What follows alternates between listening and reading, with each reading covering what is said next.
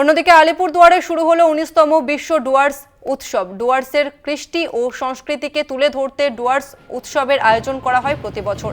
Alipurduar parade গ্রাউন্ডে আনুষ্ঠানিকভাবে এই উৎসবের সূচনা হলো। উপস্থিত ছিলেন শ্রমমন্ত্রী মলয় ঘটক, জেলা শাসক আর বিমলা সহ বিশিষ্টজনেরা।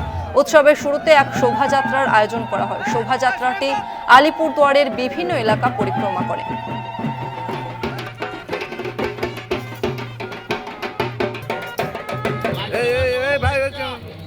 छोड़ो तो एक साइड है।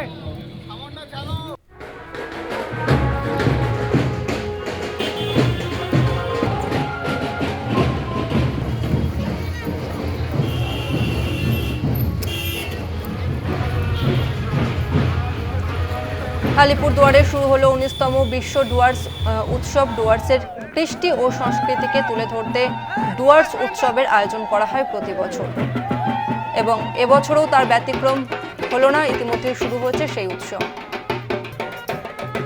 এই মুহূর্তে আমাদের সঙ্গে ফোন লাইনে রয়েছে প্রতিনিধি অজয় শাহ। অজয়, নতুন করে ফের এই উৎসব শুরু হলো, কি কি আয়োজন করা হয়েছে, কি কি ব্যবস্থা রয়েছে এই উৎসবে? দেখো, প্রতি বছরের মতো এবছরও আলিপুরদুয়ার জেলা ডুয়ার্স উৎসব আয়োজিত হচ্ছে আলিপুরদুয়ার জেলা শহরের প্রেড গ্রাউন্ড ময়দানে। এই উপলক্ষে কিন্তু আলিপুরদুয়ার শহরে এক বর্ণাঢ্য শোভাযাত্রা বের করা হয়। শোভাযাত্রাটি আলিপুরদুয়ার শহরের বিভিন্ন এলাকা পরিক্রমা করে আলিপুরদুয়ার ডুয়ার্স কন্যা সামনে যে প্রেড গ্রাউন্ড ময়দান রয়েছে সেখানে পৌঁছায়।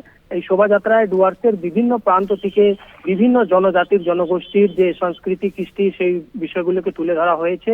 পাশাপাশি শোভাযাত্রায় অংশগ্রহণ করেছিলেন রাজ্যের শ্রমমন্ত্রী মলয় ঘটক সহ একাধিক ব্লক জেলা প্রশাসন ও অন্যান্য আধিকারিকরা। এই যে ডুয়ার্স উৎসব হচ্ছে আগামী 12 তারিখ পর্যন্ত চলবে। আর এই ডুয়ার্স উৎসবে প্রায় 800টি স্টল বসেছে, বিভিন্ন দেশ বিদেশের বিভিন্ন প্রান্ত থেকে স্টল এসেছে। আর প্রতিদিন সাংস্কৃতিক অনুষ্ঠানও আয়োজিত হবে বলে জানা গিয়েছে। বেশ, ধন্যবাদ তোমাকে অজয়। আমরা কথা বললাম প্রতিনিধি অজয় শাহের সঙ্গে।